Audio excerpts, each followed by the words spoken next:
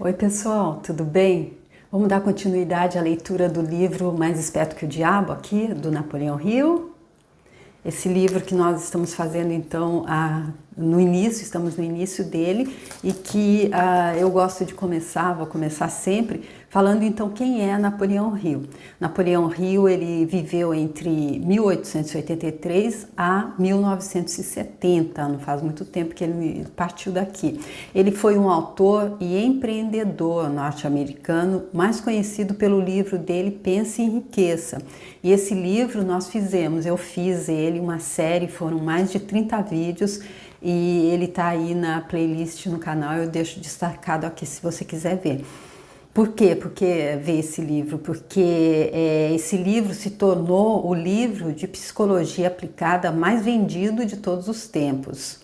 Os ensinamentos dele influenciaram gerações inteiras de líderes que buscavam sucesso, gerando a pedra fundamental para todos os outros escritores de autoconhecimento e pensamento motivacional. Então aqui, só por essa apresentação assim curta, bem resumida, a gente vê que se trata realmente o escritor, uma consciência iluminada que veio nos trazer ensinamentos que eu acredito que sejam assim grandiosos para a gente entender como viver, como alcançar o sucesso nessa vida. Não, o livro dele Pense e Enriqueça, ele deixa claro que esse enriqueça não é apenas a riqueza material, a riqueza financeira, e sim a riqueza em todos os setores. E aí eu gosto também de fazer esse outro trechinho aqui que diz: o mais corajoso e inspirador de todos os livros de autoconhecimento, e nesse caso aqui ele está falando desse livro aqui, O Mais Esperto que o Diabo, escrito pelo filósofo de sucesso número 1 da América, que após 30 anos de pesquisa achou o diabo e arrancou dele uma confissão fantástica revelando onde ele mora, por que ele existe, como ele ganha o controle da mente das pessoas e o principal, como qualquer um pode vencê-lo. Este livro é um curso generoso em psicologia, deixando claros os princípios de como funciona a mente humana. Quando você terminar esta história do diabo, você saberá muito mais sobre Deus. E por que eu gosto de repetir esse trechinho sempre? Para você que tiver que tiver com alguma reserva com relação a esse livro, porque Mais Esperto que o Diabo, eu não quero nem saber do diabo, então não vou nem abrir esse livro. Mas aí eu te digo, ele disse aqui que ele mora na mente de quem acredita nele. Então se você não abre o livro porque você não quer saber dele, é porque você acredita nele. Então ele está mais perto do que você possa imaginar, ele está na sua mente. E aqui ele está dizendo que ele vai explicar, ele conseguiu arrancar do próprio como fazer para vencê-lo. E aí ele diz que deixando claro os princípios de como funciona a mente humana. Então é aquela coisa que ele diz ali no livro também, Pense e Enriqueça. Somos nós que criamos a nossa realidade, que somos os nossos pensamentos nós somos totalmente responsáveis por aquilo que nós fazemos, porque do pensamento gera-se o sentimento e aí vem a ação. E é a ação que depois ela vai nos fazer ficar felizes por aquilo que a gente fez, ou arrependimento, raiva, culpa, tudo isso que faz com que a gente caia na correnteza que leva para a falta e para a escassez. Ele diz também no livro Pense e Riqueza que por estarmos nesse vácuo quântico, por estarmos mergulhados nessa onda de informação eletromagnética, há duas correntezas invisíveis, uma que nos leva para a falta e para a escassez e outra que nos leva para a abundância e para a prosperidade. Do que depende para que a gente caia numa ou noutra da nossa vibração. Exatamente. E como é que a gente sabe como é que a gente está vibrando? Quando a gente vê como é que a gente está pensando, porque é do pensamento que vem o sentimento e aí vem a ação.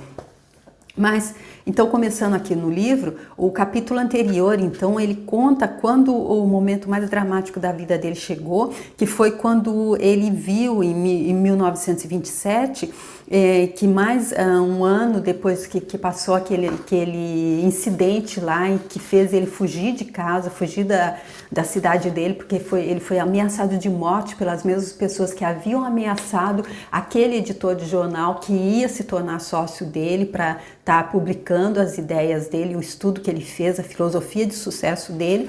Então ele ficou com muito medo, ele ficou um tempo totalmente fechado, totalmente em pânico realmente, quando ele não conseguia escrever nada, porque ele dizia: como é que eu posso estar vendendo princípios do sucesso se eu não consigo colocar na minha própria vida? Mas aí ele teve então ali, ele continuou, ele não arredou o pé de ficar ali no comando da mente dele, apesar de tudo, e aí ele encontrou a calma que ele precisava para ouvir aquele que ele chama de outro eu, que eu acredito que seja o mesmo que o professor Hélio Couto chama de a nossa centelha divina, a nossa essência divina na gente. E aí essa essência divina começou a guiá-lo diretamente, falando com ele, a chegar ao ponto de dizer a ele, ela disse a ele para viajar, para encontrar então, para ir para Filadélfia, para encontrar então um editor para os escritos dele, que ele disse que ele teria que colocar no papel. E ele disse que ele não tinha dinheiro. Aí o outro eu dele disse claramente para ele pedir $50 emprestado para o cunhado dele. E aí ele mostrou realmente que ele estava se deixando guiar, quando o cunhado dele ofereceu 100, ele disse: não, eu só vou pegar só 50, porque foi o que a centelha divina dele, que o outro eu dele tinha dito para fazer, e ele obedeceu. Aqui eu acredito que vem aquela coisa que eu li ali em um poema no livro do Og Mandino, no Universidade do Sucesso, que Deus nos experimenta com pouco para ver se nós já estamos preparados para receber muito. Então, ver se a gente realmente está dando as rédeas da nossa vida, porque ele diz ali no livro Pense em Riqueza também, no 13º princípio, que é o sexto sentido, ele disse que para entender esse 13º princípio, a gente tem que ter dominado, entendido todos os outros 12 anteriores. Mas ele diz que, porém, isso vale a pena, pois assim que a gente entende, a gente começa a funcionar ali com o nosso sexto sentido em ação, a gente é guiado por esse outro eu, a ponto de que ele nos previna quando há uma adversidade, quando há um perigo, para que nós possamos saltá-lo antes de cair nele, e ele nos previna também quando há uma oportunidade, para que nós possamos aproveitá-la antes que ela passe. Isso seria o máximo, né? Isso é o máximo. E ele está mostrando aqui na prática, não é achismo, ele está mostrando como ele fez, como isso aconteceu na vida dele de verdade. E aí então, esse próximo título aqui é Meu Outro Eu, e esse outro eu, sempre que ele diz o outro eu, está entre aspas. Meu outro eu assume o comando. Parei com a minha cabeça me dizendo que eu era um idiota e meu outro eu me ordenando a ignorar o desafio e seguir as instruções. Dirigi a noite inteira, chegando à Filadélfia na manhã seguinte. Meu primeiro pensamento foi o de procurar uma pensão onde eu pudesse alugar um quarto de $1 por dia. Neste momento, novamente, o meu outro eu tomou conta e ordenou que eu me hospedasse no hotel mais luxuoso da cidade, com um pouco mais de $40 no bolso, que era o que restava do meu capital. Parecia mais um suicídio financeiro, quando caminhei até o balcão e pedi por um quarto, ou devo dizer, quando comecei a pedir por um quarto, meu recém-descoberto outro eu me ordenou pedir a melhor de todas as suítes. O custo dessa suíte consumiria meu capital em 2 dias. Obedeci. Olha aí, ele mostrando realmente que ele decidiu, ele confia. é confiança. E ele diz que depois dos passar os 13 princípios ali no livro Pense e Enriqueça, ele fala dos 6 temores básicos. E ele diz, é o medo que tolhe. E ele diz que quem carrega o medo, quem está ali trazendo o medo para a nossa mente é a insegurança e a dúvida. Então aqui ele está mostrando que ele não trouxe insegurança com ele, então ele não tinha medo, então ele confiou. Ele só tinha $40 no bolso, porém a intuição dele, o outro eu dele disse, pede a suíte. Pede uma suíte, a melhor de todas as suítes. E ele obedeceu. O carregador de malas pegou a minha bagagem, me entregou o ticket do estacionamento do meu automóvel e me conduziu até o elevador como se eu fosse o príncipe de Gales. Era a primeira vez em mais de um ano que um ser humano havia demonstrado tal deferência comigo. Meus próprios parentes, esses com quem eu estava morando, longe de me mostrar qualquer tipo de consideração, ainda achavam que eu era um peso para eles. E tenho certeza de que eu era, porque nenhum homem no estado mental em que eu me encontrava no último ano poderia ser qualquer coisa além de um peso a todos aqueles com os quais, porventura, entrassem em contato. Ou seja, quando a gente não está conseguindo ouvir a nossa centelha, quando a gente não está conseguindo deixar a abundância fluir na nossa vida, quando a gente está ali preso pela dúvida, pelo medo, pela insegurança, é isso também, a gente acaba afastando até as pessoas da gente, porque o que ele está dizendo aqui faz, além de peso, ele poderia ser qualquer coisa, ele não poderia ser nada além de um peso, não só para aqueles que estavam os parentes dele, mas para todos com os quais ele tivesse algum contato. Ou seja, é a mesma coisa, quando nós nos melhoramos, a gente melhora muita gente à nossa volta, mas quando a gente está ali realmente demorando muito tempo no vale, quando eu estou falando em vale, eu estou falando do livro do Spencer Johnson, Os Picos e Vales, em que ele diz que quando a vida é feita de picos e vales, essa realidade, a realidade do relativo, onde não há absoluto em nada, tudo é dual, há pico e há vale, ou seja, nós não podemos estar 100% do tempo no pico e não podemos estar 100% do tempo no vale, ou seja, não podemos não, isso depende de como é que a gente vai vibrar. E ele dá uma dica, para passar menos tempo no vale, a gente tem que relativizar, e tem como ele passou um grande vale aqui, se a gente vê aqui os títulos anteriores, ele realmente chegou a ficar sem dinheiro nenhum, esteve no pico quando estava lá na frente dos empreendimentos que ele fazia, que dava muito dinheiro, de repente ele descia para o vale, e aí o Spencer Johnson diz que temos que relativizar, não achar que é o pior de tudo, ou seja, encontrar o que agradecer, mesmo quando as coisas estão parecendo que não podem piorar, há como agradecer, porque aí não piora, mas se a gente não encontrar nada para agradecer, aí com certeza pode até piorar. Ele diz que nesse caso a gente pode passar mais tempo no vale. E como a gente faz para ficar mais tempo no pico? Não sendo arrogante, sabendo também que é ali. E naquela coisa da lei do ritmo, que diz que a vida ela vibra num ritmo pendular, que é normal isso, como é que a gente faz para que o pêndulo não bata lá no negativo total e depois volte para o alto total? A gente encontra o equilíbrio, é dessa forma, há que se encontrar o equilíbrio. Tornava-se evidente que meu outro eu estava determinado a me tirar do complexo de inferioridade que eu havia desenvolvido. Dei ao carregador de malas $1.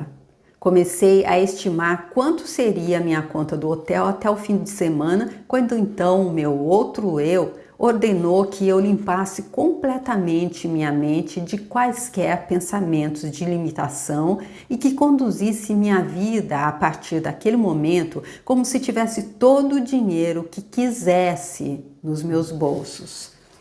Então, gente, olha aí, a gente que está buscando entender como é que a gente faz para fazer parte daqueles 5% que estão no topo da escada, ali, como diz, dessa vez o Earl Nightingale, como diz o Earl Nightingale no livro dele, O Estranho Segredo, ele diz que apenas 5% ali no topo da escada, porque os outros 95% não entenderam isso.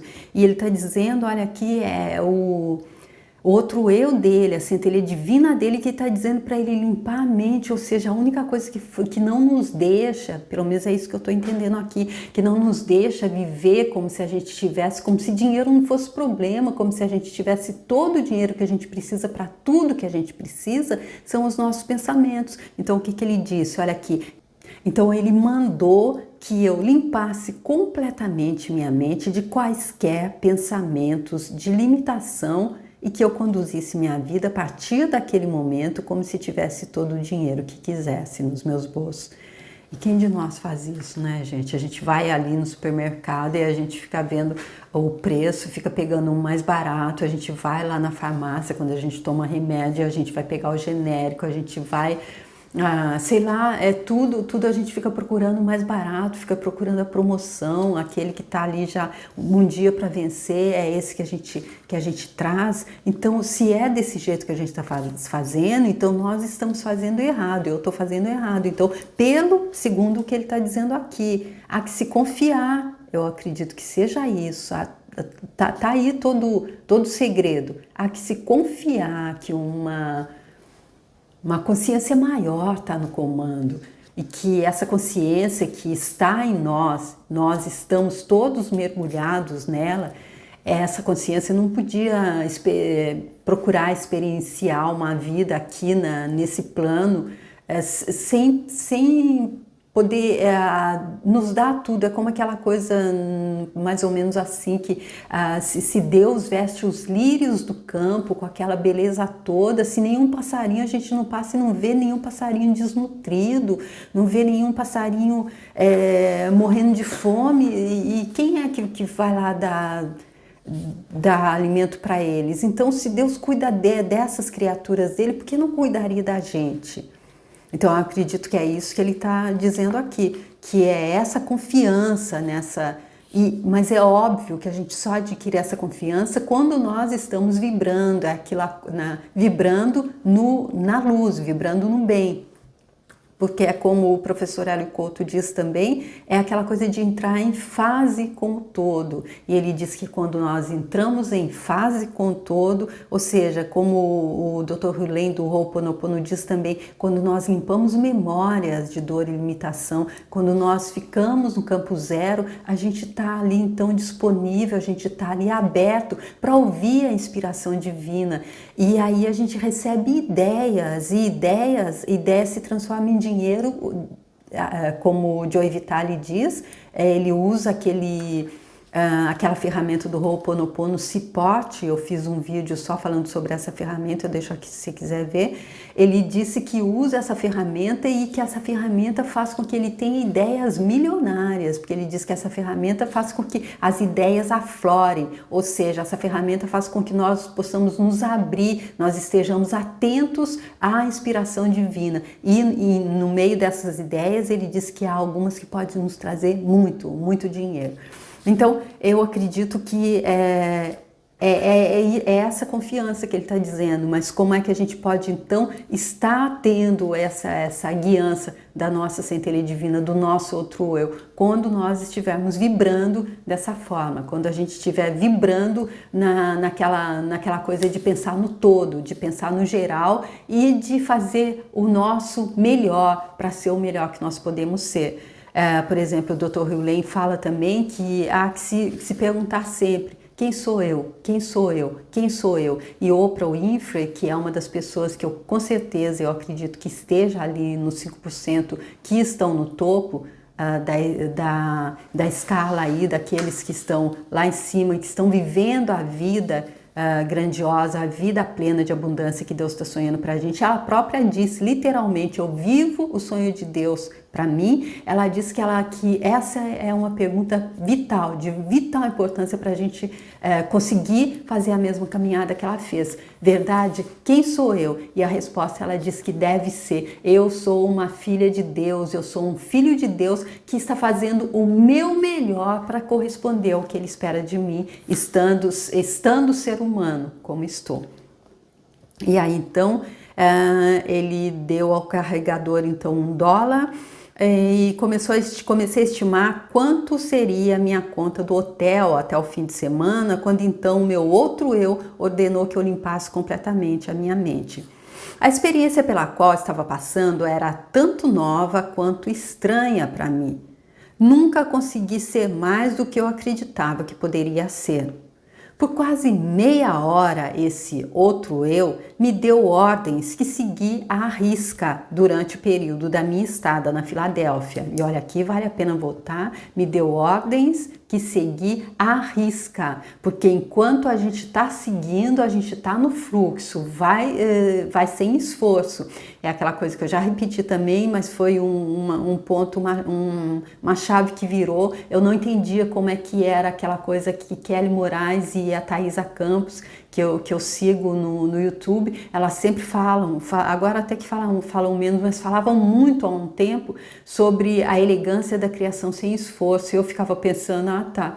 Mas aí quando eu entendi que o esforço é quando a gente não está fazendo aquilo que a gente não gosta, está fazendo alguma coisa que não corresponde a realmente o plano de Deus para a gente. Então, nesse caso, vai ter muito esforço. É como estar nadando contra a correnteza. Se a gente se joga e vai a favor da correnteza, não precisa de esforço nenhum, ela nos leva. Nós estamos no fluxo. Então, eu entendi agora. Então, é isso que ele está dizendo aqui. Ele nunca conseguiu ser mais do que ele acreditava que ele poderia ser. É aquela coisa de, se a gente não acredita que pode, a gente pode. Se a gente acredita que não pode, não pode. E se a gente não entende quem somos nós e qual é o nosso verdadeiro desejo, então nós vamos estar nadando com outra maré. Vai ter muito esforço e aí vai ser difícil a gente estar conseguindo ser guiado pelo nosso outro eu, exatamente porque nós não vamos estar nessa vibração, na mesma vibração dele. Por quase meia hora, esse outro eu me deu ordens que seguia à risca durante o período da minha estada na Filadélfia. As instruções que recebi por meio desses pensamentos se apresentaram à minha mente com tal força que eles eram facilmente distinguíveis de pensamentos normais criados pelo meu eu tradicional. Ou seja, além disso, dá para entender pelo que ele está dizendo aqui, a gente consegue entender então se é a nossa mente, o nosso mental que está querendo nos guiar, está querendo nos levar para algum caminho que com certeza não vai chegar lá onde a gente está querendo ir. Se a gente deixa o nosso mental nos levar, ele nos leva ali para o passado. Normalmente é desse jeito. Nós mesmos nos guiando, a gente acaba indo, eu pelo menos, a gente é muita gente, eu pelo menos acabo indo para o passado, acabo pegando uma carona ali com pensamento negativo e indo para o passado e aí remoendo tudo aquilo que já passou, tudo aquilo que já trouxe toda a dor, todo o sofrimento que deveria ter trazido, que deve ficar no passado, que deve ser transmutado em luz. E aí é dessa forma. Aí se nós temos essa confiança cega, como ele está mostrando aqui que se deve ter, ele está mostrando na prática como aconteceu para ele. Se ele colocou isso num livro, é porque nós possamos também estar aproveitando essas dicas que ele está dando. É isso que eu acredito, para isso que eu acredito que serve. E aí então, ele disse todas as instruções, ele seguiu à risca, e aí ele conseguiu detectar a diferença ali. Ele via bem que esses pensamentos que se apresentavam em forma de instrução, eles eram diferentes daqueles que os pensamentos normais criados pelo eu tradicional dele. Então, eu acredito que até aqui está dando claro para entender como é que ele está nos mostrando, como na prática, então, ele vai aprender a realmente colocar aqueles 17, aqui ele fala em 17 princípios, que fazem então a pessoa estar alcançando o sucesso, que é o que todo mundo busca, eu acredito. Não acredito que tenha ninguém nessa vida que esteja disposto eu não, para mim tá bom, até só quando a gente está se auto-sabotando, a gente diz, não preciso de muito, tá bom assim, até porque é aquela coisa de até ser egoísta, porque se eu não preciso de muito, mas se eu vivesse em um planeta onde todos estivessem recebendo toda a abundância que está aí para cada um, então eu não precisaria de muito mesmo, que não haveria ninguém para ser ajudado. Porém, se eu vivo em um planeta onde há tanta pobreza, tanta gente que não entendeu, então por que não entender? Por que não estar realmente degustando essas informações que ele que se tornou então que influenciou gerações inteiras de líderes que buscavam sucesso, então ele sabe o que ele está dizendo, né? Então eu vou aqui para concluir só dizer então aqui o que é que ele fala, também uma outra parte que é interessante que nós tenhamos sempre com relação a esse livro, ao tema desse livro. Medo é a ferramenta de um diabo idealizado pelo homem. A fé inabalável em si mesmo é tanto a arma que derrota este diabo, quanto a ferramenta que o homem utiliza para construir uma vida de sucesso. Então, é disso que ele está falando. A fé em nós mesmos, a fé em acreditar que nós estamos seguindo o comando certo, a fé em acreditar que nós não estamos soltos, que a nossa vida não é um barco à deriva, que há gente ali no leme, que a gente não, que há um comando ali no leme, que há uma consciência que está no comando de tudo, e que se a gente não ficar indo contra, balançando o barco, se a gente entrar na ressonância dessa consciência, aí ele nos leva na maior tranquilidade. E é mais do que isso, é uma conexão direta com as forças irresistíveis do universo que apoiam o homem que não acredita em fracasso e derrota, senão como experiências meramente temporárias. E aí é interessante ver isso aqui também, porque como nós estamos em um plano dual, onde tudo é relativo, então é como o Spencer Johnson diz no livro Picos e Vales. Há picos e vales. Então, quando a gente... eu acredito que o que ele está dizendo aqui é que sempre o sucesso maior que a gente pode ter é conseguir o controle mental, é conseguir encontrar o equilíbrio em nós, interno, em nós.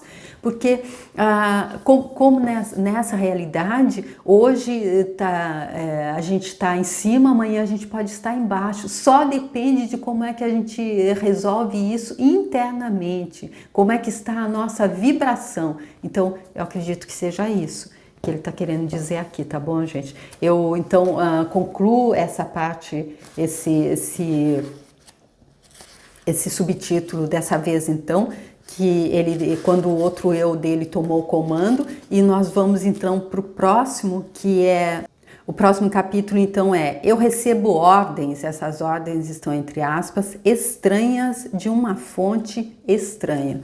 E aí vamos ver então o que é que ele vai dizer aqui antes de começar o segundo capítulo. Então a última divisão aqui desse capítulo, onde ele então está nos apresentando como é que ele entrou em contato então com o outro eu dele, que a partir de agora está dirigindo, ele que está saindo desse vale onde ele ficou sem dinheiro para nada e ficou em pânico com medo de perder a própria vida. Então tá, gente, eu espero que vocês estejam curtindo esse livro fantástico, desse autor fantástico.